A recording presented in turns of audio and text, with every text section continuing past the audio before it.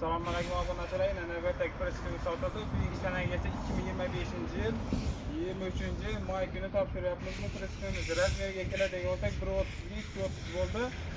Bort 40 cm, reshetkasi 70 bo'ldi. Poldan 1.10 bo'ldi. Bu Qoraqalpog'iston Respublikasi 50 kala, 50 kala tomoniga berdik. Siz ma'qul bo'ldimi, brat?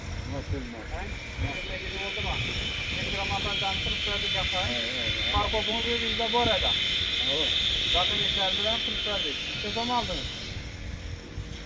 Pulunu ne zaman aldınız? 8 milyona, 8 milyona parkoplar üzerinde bu arada 8 milyona verdik.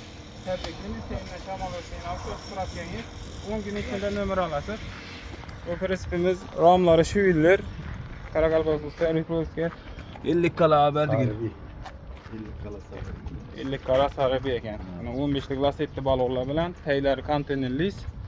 Yine zincirler bilen, zamoklar bilen koyup verdik. Yine bir de kuzuk nömeri, bir de bilgisi.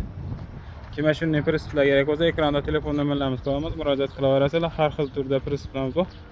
Zakaz bilan ham ishlab beraveramiz. Sog' bo'linglar, salomat bo'ling.